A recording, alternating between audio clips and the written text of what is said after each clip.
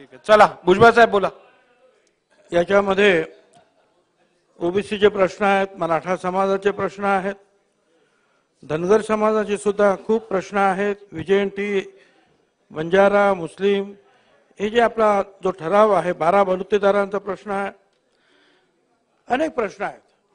आणि याच्यामध्ये कालच मला असं वाटतं की धनगर समाजाचा सुद्धा फार मोठा मोर्चा या आपल्या इकडे आला होता आणि त्यांचे सुद्धा काही प्रश्न आहेत. तर ते सुद्धा प्रश्न जे आहे एमकेबली सगळ्यांना विश्वासात घेऊन सोडणं आवश्यक आहे. त्यांचे सुद्धा जे आहेत यशवंतराव चव्हाण, होळकर, जोड रस्ते वगैरे वगैरे आहेत असे. अध्यक्ष महोदय, ह्या सगळ्यांवर चर्चा करून जो आहे मार्ग काढता येईल. मला सुरुवातीला सांगायचं आहे की छगन भुजबळ हा मराठ्यांचा विरोधक आहे अशी प्रतिमा जी आहे गेली काही वर्षांनी अलीकडे फारच मोठ्या प्रमाणावर केली जाते. अध्यक्ष महोदय, मी नगरसेवक म्हणून, महापौर म्हणून, आमदार म्हणून, मंत्री म्हणून कधीही हा ह्या समाजाचा आहे म्हणून याच्यावर अन्याय करायचा, त्या समाजाचा आहे म्हणून अन्याय करायची भूमिका घेतलेली नाही. मराठा समाज सुद्धा मला सारखा आहे, ओबीसी सुद्धा सारखा आहे, धनगर, आदिवासी, दलित सगळे समाज सारखे आहेत. पण अध्यक्ष महोदय, सध्या प्रतिमा अशी निर्माण केली गेली भुजबळ विरोधक, भुजबळ विरोधक. अध्यक्ष महोदय, या अगोदर 2 कायदे या सभागृहात मंजूर झाले. एकदा मी मंत्रिमंडळात होतो, एकदा विरोधी पक्षात होतो.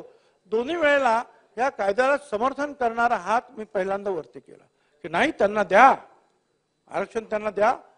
म्हणणं एवढंच होतं की वेगळं द्या. आणि मी जे म्हणतो याला कुणाचा विरोध आहे? आरक्षण ओबीसीला धक्का न लावता मराठा समाजाला द्या, याला कुणाचा विरोधक आहे? काँग्रेसचा विरोध नाही, पवार साहेबांचा विरोध नाही, आमचा कुणाचा विरोध नाही, मुख्यमंत्र्यांचा. मग मी तेच म्हणतो,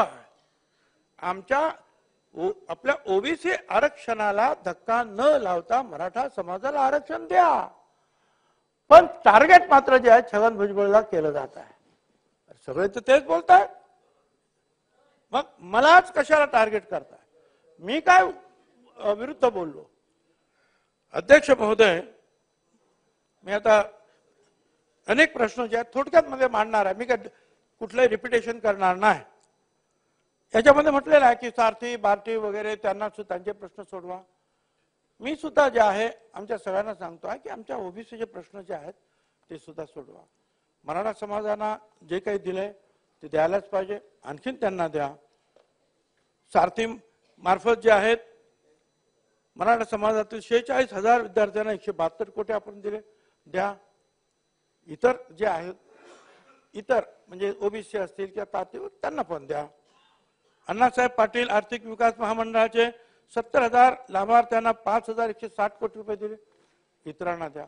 ओबीसी समाजाला अजून सुद्धा इतर मागासवर्गीयांना म्हणजे माहिती आहे 1,000 कोटी रुपये सुद्धा एवढ्या वर्षामध्ये जे आपण क्रॉस करू शकलो नाही. आमचं म्हणणं असं आहे की त्यांना द्या, यांना सुद्धा द्या. काय चूक आहे आमची? अध्यक्ष महोदय, या आर्थिक दुर्बल घटकांसाठी जे लागू केलेलं आहे 10% आरक्षण, जे आता मोदी साहेबांनी नवीन केलं, 75% पेक्षा जास्त नोकऱ्यांमध्ये 10% मराठा समाजाला आरक्षण मिळालं. हे माझे नाही, सरकारच्या आकड्यात मंत्र्यांनी जे वेळोवेळी जाहीर केलं, वर्तमानपत्रात सुद्धा आलं. महाराष्ट्र लोकसेवा आयोगाने जे काही 650 नियुक्त्या केल्या, 85% मराठा समाजाच्या केल्या. आनंद आहे. छत्रपती शाहू महाराज शिक्षण शुल्क शिष्यवृत्ती, पंजाबराव देशमुख वसतिगृह निर्वाह भत्ता, मराठा समाजातील 2,13,000 लोकांना एकूण 10,554 कोटी रुपये दिले. आनंद आहे. इतरांना सुद्धा ते द्या, माझं एवढंच म्हणणं आहे. आणि मी ह्या अर्थमंत्र्यांना सांगितलं, मुख्यमंत्र्यांना सांगितलं की जे जे त्यांना देतात, आणि हे मंत्रिमंडळामध्ये मी बोललो त्याच्यासाठी मग मुख्य सचिवांनी सांगितलं नाही आम्ही हे सगळ्यांना सारखं देऊ. आमचं हेच तर म्हणणं आहे की सगळ्यांना सारखं द्या. साधं या महाज्योतीचं जे आहेत आपण काम सुरू केलं. काय झालंय, सारथीचं मुख्यालय कोल्हापूर, नाशिक, औरंगाबाद, खारघर, लातूर, नागपूर, अमरावती 8 ठिकाणी जागा दिल्या. 1 रुपया प्रति स्क्वेअर फूट, 1 रुपया. महाज्योतीसाठी नागपूरमध्ये पहिल्यांदाच प्रयत्न केला जागा मिळवण्याचा. त्यांना सांगितलं 28 कोटी रुपये अगोदर भरा, मग तुम्हाला जागा मिळेल. आणि ती सुद्धा फाईल इकडे तिकडे जाते. अध्यक्ष महोदय काय करायचं, आम्ही मागायचं नाही. तुम्ही त्यांना द्यायला दिलत ना, आम्हाला का नाही 1 रुपया नाही. म्हणजे ओबीसींना, मी ओबीसी आहे म्हणून मी त्यांना आणि यांना मला म्हणतोय, त्यांना दिलं आम्हालाही द्या. 1849 कोटी रुपये जे आहे आतापर्यंत या कामासाठी मंजूर करण्यात आले. सारथीच्या वसतिगृहासाठी शासनाच्या इमारतीमध्ये सुद्धा विभागीय कार्यालय सुरू झाली. सर्व ठिकाणी, सर्व विभागांमध्ये. महाज्योतीचे फक्त नाशिक, औरंगाबाद, पुणे कार्यालय सुरू होत आहे, जागा मिळत नाही, अडचणी निर्माण करतायत. सर्व सारथीमध्ये सर्व विभागीय कार्यालयासाठी उपजिल्हाधिकारी दर्जाचे उपव्यवस्थापक, संचालक आणि स्टाफ आहे. महाज्योतीचा अजून आकृतीबंध मंजूर नसल्यामुळे मुख्यालयात सुद्धा काम करायला अधिकारी नाही. फक्त वरिष्ठ सहाय्यक दर्जाचे कर्मचारी आहेत. माझं म्हणणं आहे की हा दुजाभाव नको. 72 वसतिगृह तातडीने मंजूर करावी, ओबीसी विद्यार्थ्यांसाठी जाहीर केली, ही आमची मागणी आहे.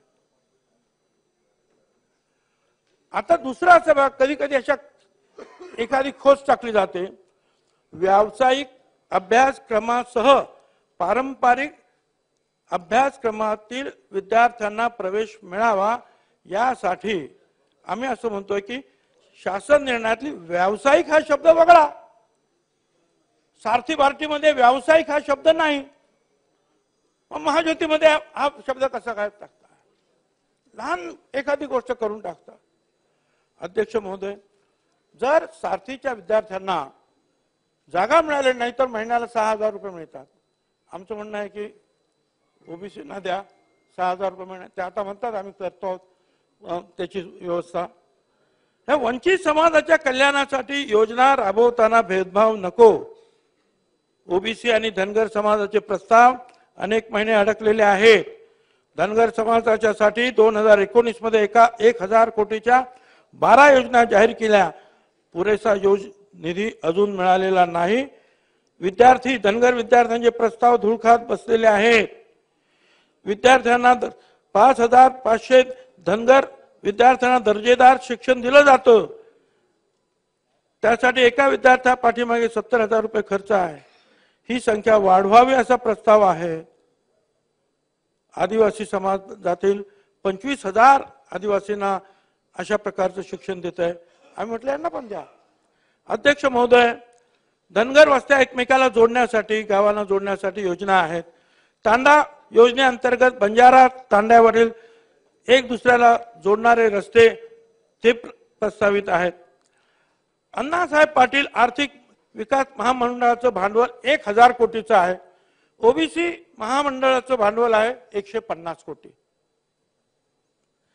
म्हणायला गेलं तर ओबीसी समाज सगळ्यात मोठा आहे. तुम्ही 54% म्हणा, 50% म्हणा, आणखीन काय म्हणा, पण त्यांना 1,000 कोटीचं असेल तर यांना 150 कोटी का? ते वाढवा.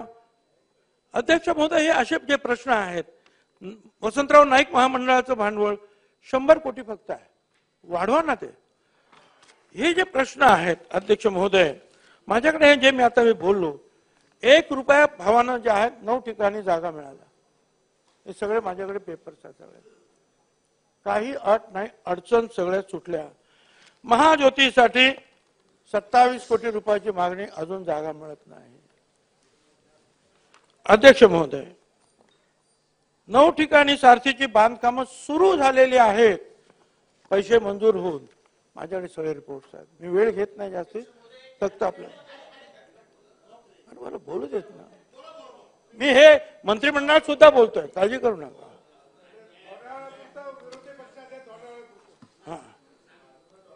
अध्यक्ष महोदय,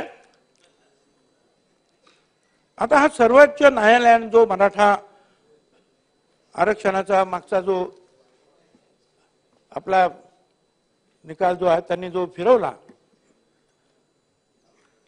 त्याच्यामध्ये तो गायकवाड रिपोर्ट जो होता त्याच्यामध्ये काय म्हटलं होतं, लोकसेवा आयोगामधील प्रतिनिधित्व आहे मराठा समाजाचं. अ ग्रेड मध्ये 33.23%, ब मध्ये 29%, क मध्ये 37%, ड मध्ये 36.53%. हे गायकवाड रिपोर्टचं मी सांगतोय, जे सुप्रीम कोर्टाने निकालात दिलेला आहे. हा निकाल आहे. IAS मध्ये मराठा समाजाचे 15.5% आहेत, IPS मध्ये 28% आहे, IF मध्ये 18%. मंत्रालय केडर मध्ये ए ग्रेड मध्ये सगळं एकत्र केलं तर 54% होतात. ए मध्ये 37.5 आहे, बी मध्ये 52.5 आहे, मग परत सी मध्ये 52.5 आहेत, मग ड मध्ये जे आहेत 55.5 आहेत.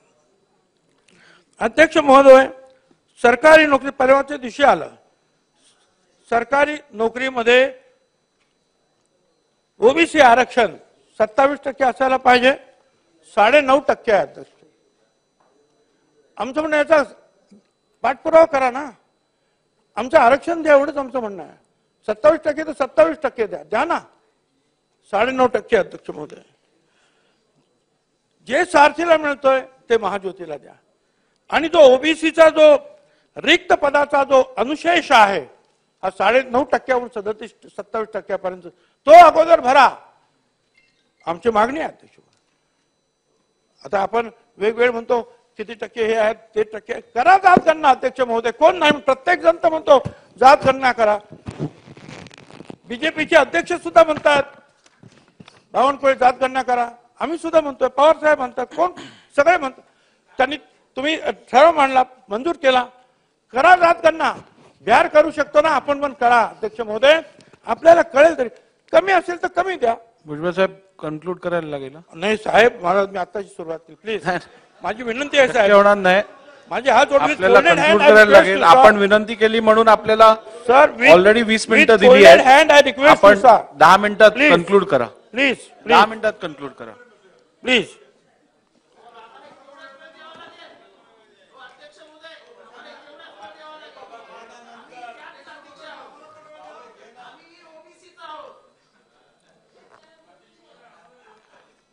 अध्यक्ष महोदय, आता बघा, हायकोर्टामध्ये एक केस मांडण्यात आली, बाळासाहेब सराटे, त्यांनी काय केस मांडली की हे सगळे ओबीसी जे आहेत भरलेले आहेत, आता हे सगळे बेकायदेशीर आहेत, त्यांना सगळ्या ओबीसीच्या कॅटेगरीतून बाहेर काढा. अरे वा, एकीकडून जे आहेत भरती होत्या, काय कुणबी आहेत, काय आहेत काय, आणि दुसरीकडून सगळ्या ओबीसीना बाहेर काढा, कारण ते बेकायदेशीर आहे म्हणतात. अध्यक्ष महोदय, पंडित जवाहरलाल नेहरू त्यावेळेला सगळ्या राज्यांना सांगितलं तुम्हाला जे करायचं ते करा. कालेलकर आयुक्तांनी फेटाळला होता, पण त्यांनी सांगितलं करा काय करायचं. त्यावेळेला यशवंतराव चव्हाणांनी बीटी देशमुख कमिटी नेमली. 68 सालामध्ये वसंतराव नाईक मुख्यमंत्री असताना पहिलं आरक्षण मिळालं 14%. त्याच्यानंतर मंडल आयोगाचं झालं आणि त्याच्यामध्ये 27% आरक्षण मिळालं. ते 9 जज लोकांनी जे आहे त्याच्यामध्ये पीबी सावंत आपल्या अतिशय ज्ञानीग्रस्त जे आहेत महाराष्ट्रातले, ते एक तिथे बसलेले होते 9 मध्ये, त्यांनी हे सगळं मंजूर केलं. अध्यक्ष महोदय, आणि त्या वेळेपासून हे सगळं आहे, पण आता ते म्हणतात की यांना सगळ्यांना बाहेर काढा. अध्यक्ष महोदय, आमचं म्हणणं असं आहे की हे मी आता हे सगळं माहिती आहे आपल्याला, परत सांगत नाही कारण वेळ कमी आहे. राज्यामध्ये अशांततेचं वातावरण आहे, हे म्हणतात ते म्हणतात ते म्हणतात सगळं म्हणतात. कोणी केलं? मी केलं. अध्यक्ष महोदय, 2 महिने त्यांचा चाललं होतं. सुरुवातीला भुजबळ तुला आरक्षण घेऊनच दाखवीन, नाही तुझा खुटाच उपटील. अरे मी काय केलं? मी तुझं बसलेलं आहे, मला काय माहितच नाही कोण काय ते जरांगेने कोण काय. मी आपलं काय चाललंय यांचं, बोलले. फक्त भुजबळ भुजबळ भुजबळ. मी गप्प. अध्यक्ष महोदय, तुम्हाला काय सांगायचं, काय शिव्यांचा असा वर्षाव, काय मी तुम्हाला तो देतो ते सगळे कागद, काय तू वाचू शकणार नाही एवढ्या घाणेरड्या शिव्या. काय मुला बायकांना, आम्हाला सगळ्या सुनांना सगळ्यांना मेसेज, आम्ही तक्रार केली, काही नाही तरी मी गप्प. परंतु ज्या वेळेला बीड पेटलं आणि आमदारांची सुद्धा घरं पेटली, जीव धोक्यात आले, अध्यक्ष महोदय, इतरांची सुद्धा हॉटेल पेटली, कोणाच्या असे 8-10 ठिकाणी एकाच वेळेला 200, 400 लोकांनी कोड नंबर देऊन हल्ले करण्यात आले. अध्यक्ष महोदय, ज्याचं हॉटेल पेटलं ते सुभाष राऊत, ते माझ्या समोर मंत्रालयात बसले होते. त्यांनी सांगितलं, अरे प्रकाश साळुंके साहेबांचं घर घर घर. मी उत्तर, हो काय झालं. आणि मग मी एसपीला फोन केला की त्यांचं चाललंय, माझ्या समोरच बसले राऊत, त्यांच्या पण हॉटेलवर जातील, काळजी घ्या, पोलीस पाठवा. 4-5 तासांनी पाहतो खलास.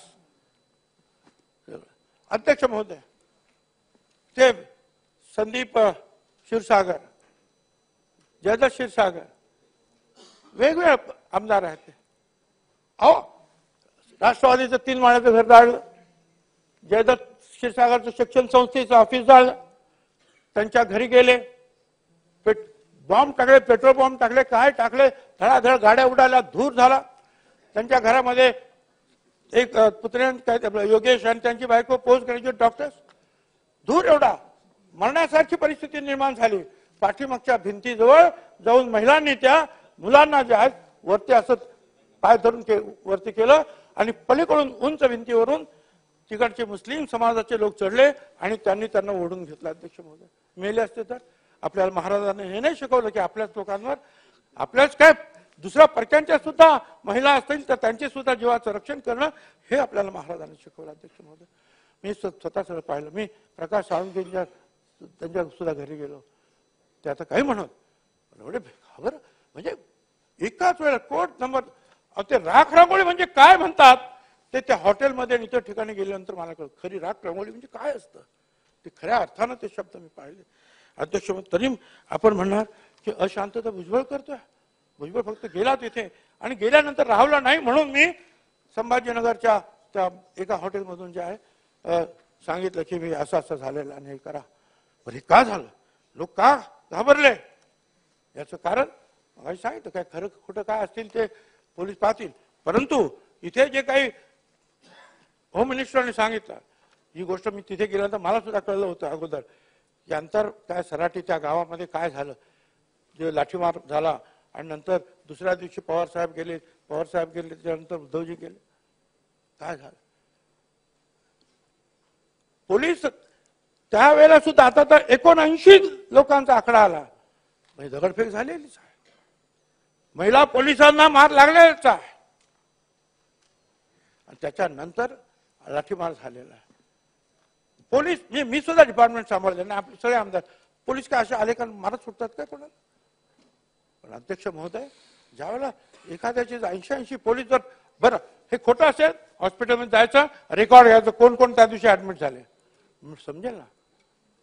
मग अध्यक्ष महोदय, लोक घाबरले आणि त्या बीडमध्ये जो करेल तो ज्याला करायचं ते करा अशी परिस्थिती म्हणा. रिपब्लिक तयार झालं तर. अध्यक्ष महोदय, माझा आरक्षण, मराठा आरक्षणाला विरोध नाही, ते वेगळं द्या. माझा विरोध झुंडशाहीला आहे, माझा विरोध ह्या जाळपोळीला आहे.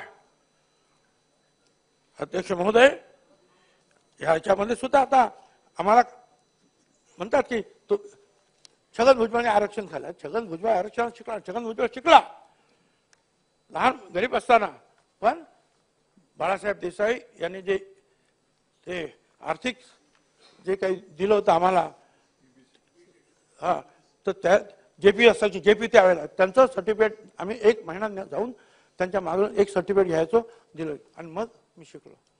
नंतर आरक्षण वगैरे जे आहेत आम्ही कोणीच घेतलं ना. सगळं आरक्षण एकट्यानेच खाल्लं. अरे एकट्यानेच काय खाल्लं, मी माझ्या मुलांनी नाही, कोणीच नाही. प्रश्न असा आहे की याच्यामध्ये 13% तर दलित आहे, 7% तर आदिवासी आहेत, 3% विमुक्त जाती आहेत, बेरड कैकाडी पारधी भामटा रामोशी 14 जाती, भज ब मध्ये एनटीपी मध्ये 2.5% गोसावी बेलदार भराडी 37 जाती, भज क मध्ये 3.5% धनगर त्यांच्या तत्सम जाती, भज ड मध्ये 2% वंजारी जाती आणि गोवारी 2% 17% शिल्लक आहे. आमचं म्हणणं असं आहे की 17%मध्ये 374 जाती आहेत. एक मोठी जात कुणबी आहे, तेली आहे, माळी आहे, सुतार, लोहार, कुंभार अनेक आहे. अध्यक्ष महोदय, याच्यात येऊन काय भेटणार?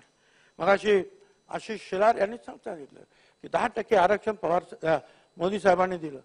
त्याच्या अगोदर पाटीदार, गुजर, जाट आणि काय आंध्रप्रदेश कापू आणि काय ते समाज आहे तो. पण ते जे आहे त्या 10%मध्ये ते झाल्यानंतर ते आंदोलन थांबले अध्यक्ष महोदय. आणि इथं सुद्धा महाराष्ट्रामध्ये 10%मध्ये मराठा समाजाला आरक्षण मिळालं. त्यांनी जे सांगितलं ना की त्याच्यामध्ये आणखीन काय ते द्या आणि द्या ना ते मराठा समाजाला ते आरक्षण. तसं करता येईल ते पाहून घ्या तुम्ही. पण अध्यक्ष महोदय जे आहे आम्ही एवढंच म्हटलं की बाबा आमचं आरक्षण थोडं आहे, तुम्ही काही येऊ नका. आणि अध्यक्ष महोदय, आपण इतर ठिकाणी जे आहे शेतीवाडीला सुद्धा दिलं, मीटिंग आहे, जाहीर सभा आहे, परंतु दुसऱ्यांचं शेताचं नुकसान केलं त्या लोकांनी दिले पैसे द्यायला पाहिजे. पण मग कोट्यावधी रुपयांच्या घरं जाळण्यात आली, त्यांना सुद्धा द्या ना पैसे, सरकारनं पैसे. मी त्यांना सांगतोय मागे प्रकाश सोळंके असतील, ते संदीप क्षीरसागर असतील, हॉटेल असेल, कुणी असेल, द्या ना. ही माझी मागणी आहे अध्यक्ष महोदय. अध्यक्ष महोदय, शिंदे समिती स्थापन झाली. मला फोन केला, सांगितलं की बाबा असं असं निजामकालीन जे आहेत. म्हटलं द्या ना, आमचं काय म्हणणं नाही. जर कुणबी निघालं असेल, एखाद्याचं राहिलं असेल त्या भागात तर द्या. आम्ही दिलं अध्यक्ष महोदय. परंतु नंतर ते म्हणाले नाही, वाढतच गेलं. पहिल्या दिवशी सांगितलं 5,000चा काहीतरी मिळाला आकडा आणि म्हणाले की तेलंगणात मध्ये निवडणुकीत जाता येत नाही. ऐकायला तयार नाहीत, उपोषण करते. 2 दिवसांनी सांगितलं 10,500. कॅबिनेटमध्ये आले 13,500. त्याच्या दुसऱ्या दिवशी आले आणखी 2,000. बरं, ते नाही झालं. मग मराठवाड्यातील सर्व मराठा समाजाला कुणबी सर्टिफिकेट द्या. ठीक झालं. मग त्याच्यानंतर सगळ्या महाराष्ट्रातील समाजाला मराठा समाजाला कुणबी मराठा सर्टिफिकेट द्या. आता असं म्हणून विचारलं मग काल पृथ्वीराज बाबांना, तुम्ही घेणार का? बाळासाहेब थोरात तुम्ही घेणार? शंभूराज तुम्ही घेणार का? अरे पण नसेल तर सांगा. एक नारायण राणे तरी बोलले की नाही, मराठा समाज हा मराठा समाज आहे, कुणबी वेगळा समाज आहे. पण मग कशासाठी हा की सगळ्यांना द्या? अध्यक्ष महोदय, आमचा विरोध यासाठी आहे की भाई संपूर्ण महाराष्ट्राची व्याप्ती तुम्ही करता. अगोदरच या महाराष्ट्रामध्ये ज्यांना पाहिजे त्यांनी घेतलेले आहेत. पण आता जाऊन ज्या पद्धतीने ते घेतले जातात अध्यक्ष महोदय, ते फारच अध्यक्ष महोदय सांगण्याच्या अतिशय चुकीच्या पद्धतीने ते अध्यक्ष महोदय त्याच्यामध्ये जे आहे ती मांडणी केली जाते. आणि काही ठिकाणी लोक घाबरून जे आहेत वाटेल तसे ते. आता इथे बघा, मी आज अहमदनगरमध्ये जामखेड आणि काय निमगाव वगैरे तिकडचं कुणबी त्याच्यामध्ये कोण सुतार आहे, कोण ब्राह्मण आहे, कोण वंजारी आहे, सगळे कुणबी लिहून टाकले एकाने. हे माझ्याकडे कागद आहे. हे दुसरे जे आहेत त्याच्यामध्ये काय आणखीन चाललंय. पूर्वी आपल्या नावामध्ये छगन एक नाव, खालच्या ह्याच्यामध्ये मग वडिलांचे नाव चंद्रकांत, मग खालच्या ह्याच्यामध्ये आडनाव भुजबळ, म्हणजे 3 ओळी गेल्या. मग आडवी रेघ. पण त्याच वेळेला उभी पण रेघ येते आणि तिथे लिहितात जात. आता तिथे जात लिहिली समजा सुतार, मग 2 ओळी शिल्लक राहिल्या, वडिलांच्या पुढची आणि आडनावाच्या पुढची, तिथे लिहून टाकतात कुणबी. You understand? हे सगळं माझ्याकडे मी दाखवलं त्यांना. हे चाललंय असं अध्यक्ष. हे आपण थांबवणार की नाही हे थांबवा, एवढंच मला म्हणायचं आहे. अध्यक्ष महोदय, मी अनेक वेळा सांगितलं, ह्या भारतीय संविधानाच्या 19व्या कलमानुसार आपल्याला कुणाला बंदी करता येत नाही. प्रत्येक गावबंदी मी सांगतो, अरे यांना उठवा, हे काढा बोर्ड, जाऊ द्या आमदारांना, त्यांना कामं आहेत, त्यांना जाऊ द्या. जाऊन देत नाही कोणाला पण. म्हणजे केंद्रीय मंत्री त्यांच्यावर दगडफेक, आमदारांना, अनेक आमदारांना दगडफेक झाली. कशासाठी? पण याच वेळेला त्या दिवशी म्हणालो की ठराविक काही लोकांना मग संधी कशी काय मिळाली जायला आतमध्ये, हेही चुकीचं आहे. आणि मग संशयाला पालवी फुटते. की बघ या लोकांना तुम्ही आतमध्ये येऊन देता, भाषण तुम्ही करता, करा पण सगळ्यांना करा, एवढंच माझं म्हणणं. बरं यांची मीटिंग तरी कधी? रात्री 12 वाजता, 1 वाजता, आम्हाला 10 वाजले का मुख्यमंत्री सुद्धा स्विच ऑफ. नियम नाही, काय नाही, काय चाललं अध्यक्ष महोदय? हे जे आहे की नाही, हा काय तुम्ही तर वकीलच आहात, मग का नाही 1 महिन्याची सजा आहे? का नाही त्यांच्यावर जे लोक आता तरी ज्यांनी बोर्ड लावलेले आहेत ते बोर्ड काढून करा त्यांना 1 महिन्याची सजा. अध्यक्ष महोदय, शेंडी गावातली एक महिला का ती फक्त काय ते आमच्या मीटिंगला आली, सरपंच महिला, गावबंदी. अरे गावबंदी बाहेर. एक नाभिक तुळशी गावातले त्यांनी कोणाला तरी मतदान केलं नाही, बस खलास, घरदार साफ. एक खून झाला अध्यक्ष महोदय त्या पंढरपूर भागामध्ये. आम्ही खूप कंप्लेंट केल्या, खून आहे तो, पण आत्महत्या दाखवली. कशी? एक मुलगा आहे, त्याने काहीतरी पोस्ट केली होती, माफी पण मागितली. तो एक मुलगा, दोरी आहे, झाड आहे, दोरी लावलेले आणि फोटो आहे, पाय जमिनीला टेकलेले आहेत. मेला कसा? बरं ठीक आहे, मेला असेल. अरे पण तो अपंग मुलगा जो आहे दोर लावण्यासाठी झाडावर चढला कसा? हा म्हटलं अरे खून आहे, कारवाई होत नाही. अध्यक्ष महोदय, दुःख हे आहे. मागाशी सांगितलं तुम्हाला, एखादी अशी भगिनी निघते अध्यक्ष महोदय, हे आता ही सगळी जी आहेत पिस्तूल त्यांच्याकडे सापडतात अनेक. हे काय चाललं अध्यक्ष महोदय? झाडपोळ वगैरे वगैरे वगैरे पोलिसांवर आले होतात, हे सगळं आता आहे. अध्यक्ष महोदय, तुम्ही मला वेळ कमी म्हणजे थोडस मेहरबानी केली तर बरं होईल बाबा. मी परत पाहिजे तर 4 वाजून 1 मिनिटांनी चालू केलं या पूर्ण सेशन मध्ये बोलणार नाही बस. नाही पण या प्रस्तावावर बऱ्याचशा लोकांना बोलायचं असल्यामुळे अजून मॅक्सिमम 5 मिनिटात आपण 10 मिनिटं 5 मिनिटात आणखी बाबा बरोबर 10 मिनिटं चालली. जालन्याला अध्यक्ष महोदय या जरांगेंची सभा, आमच्या झेडपीने काढले ऑर्डर की उद्यापासून उद्या मिटिंग आहे इथे जरांगेची, सगळ्या शाळा कॉलेज बंद. अरे म्हटलं हे काय? मुख्यमंत्र्यांची सभा असती, प्राईम मिनिस्टरची, शाळा कॉलेज बंद आहे आणि आता शाळा कॉलेज बंद कशी? आणि मग रात्री उशिरा त्यांनी ही ऑर्डर मागे घेतली. अध्यक्ष महोदय, काय आता हे तर आहे, कालपासून चाललं हे आयोगाचं काय चाललंय? संजय सोनवणे, किलारीकर, ऍडव्होकेट, प्राध्यापक लक्ष्मण हाके, निरगुडे राजीनामा दिला. ते स्वतःच सांगतात अध्यक्ष महोदय घोड आहे का? ह्या सगळ्या गोष्टी अध्यक्ष महोदय कोणी ना कुठेतरी पुढे कोर्टात जातील ना अध्यक्ष महोदय, लोकांना दाखवतील काय झालेलं. अध्यक्ष महोदय, अध्यक्ष महोदय, बाबा तुम्ही खूप चांगलं बोललात, पण मला असं एक म्हणायचं आहे की तुम्हाला असं नाही वाटत की त्यांना जाऊन सांगावं, उपोषण करते जे होते जरांगे, की बाबा ओबीसी आरक्षणातून काही तू मागू नको, त्यांना धक्का लावू नको, जाळपोळ करणं चूक आहे, जिवंत कारतूस बाळगणं, त्यांच्यावर संबंध ठेवणं चूक आहे, पोलिसांवर हल्ला करणं चूक आहे, गुन्हे मागे घेण्यासाठी दबाव टाकणे चूक आहे, गावबंदी करणे चूक आहे, एका समाजाच्या मागणीसाठी शहर बंद करून सर्व लोकांना वेठी धरणं चूक आहे, अमुक तारखेपर्यंतच आरक्षण द्या अशी बालिश मागणी करणं, शासनाला धमकी देणं चूक आहे, सरसकट कुणबीची मागणी करून आरक्षण मिळवण्याची प्रक्रिया हे असं करणं चूक आहे. आपण मुख्यमंत्री तुम्ही केलं असतं ना तर मला बरं वाटलं असतं, पण अध्यक्ष महोदय तुम्ही नाही केलं. अध्यक्ष महोदय, आता जरा थोडस, हे सर्वोच्च न्यायालय 5 मे जयश्री लक्ष्मण पाटील केस 5 मे 21 सर्वोच्च न्यायालय 19 मध्ये काय म्हणताय सर्वोच्च न्यायालय? The modern history of Maharashtra is witness to the continued dominance of Maratha in its society and polity, as evident from the fact, for example, that in the post-independence period, the community provided the largest number of chief ministers during the full bench hearing on. What is that?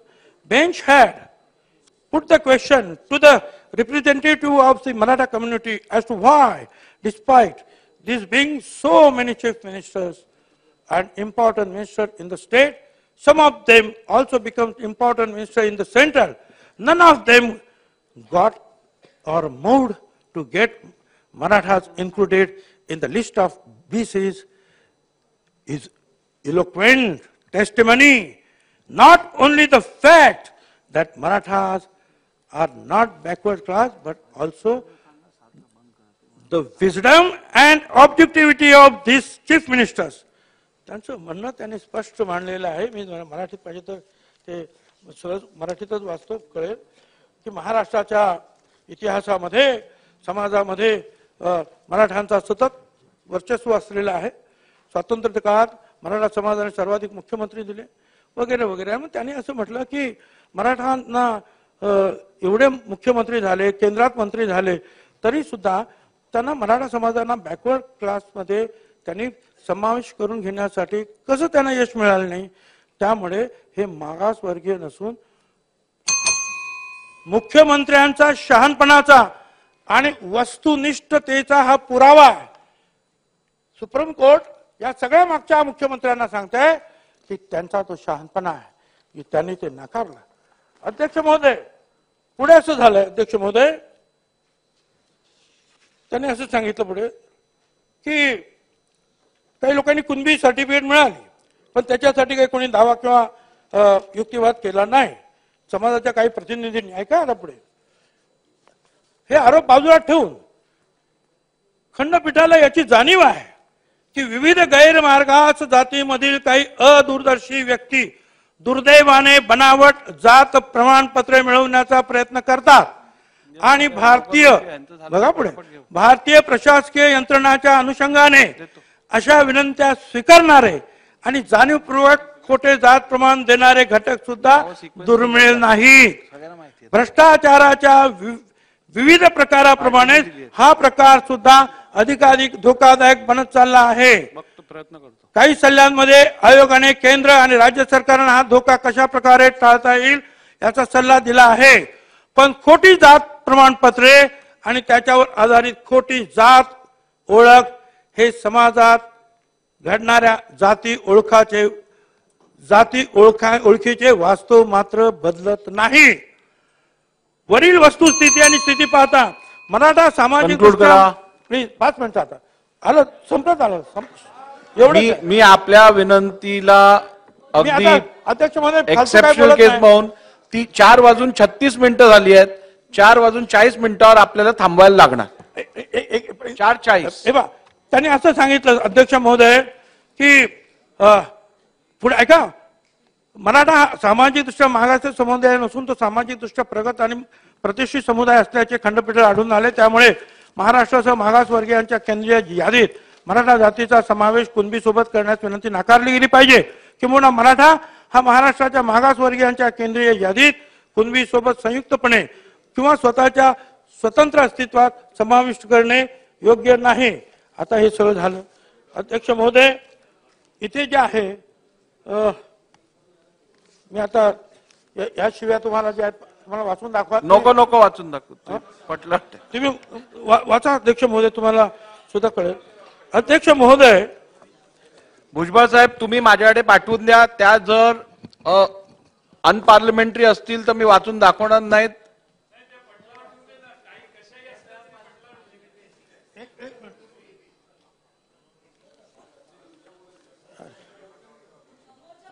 अध्यक्ष महोदय आता ऐका, जरांगे साहेबांचा पुन्हा हल्ला बोल, मी त्याचा कार्यक्रमच करतो म्हणजे माझा.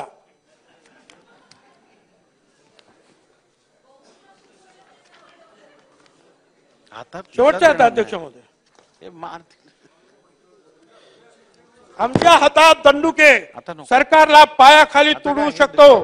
भुजबळांनाही पाहून घेऊ. अध्यक्ष महोदय, एकदा आरक्षण मिळू द्या, भुजबळाचा कार्यक्रमच करतो. आता शेवटचा एकच मिनिट. अध्यक्ष महोदय, 24 डिसेंबरला फिरतंय ते तुमच्या काय म्हणता समाज माध्यमावर.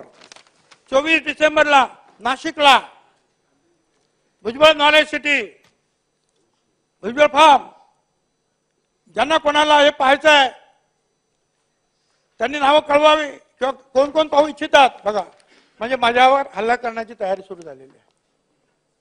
होणार. प्रकाश सोळंकेचं झालं, संदीप क्षीरसागरचं झालं, कोण जायला तयार नाही. आमचं सुद्धा होईल. कोणी यावं अशी अपेक्षा नाही. जे काय व्हायचं ते होईल. पण अध्यक्ष महोदय, त्याच्या पुढे अध्यक्ष महोदय कालपासून मी सकाळी उठलो आणि पाहिलं, अरे पोलीस का वाढवता रे, कशात काय झाली, गडबड काय झाली. साहित्यावरून इनपुट आलेलं आहे की भुजबळाला गोळी मारली जाईल.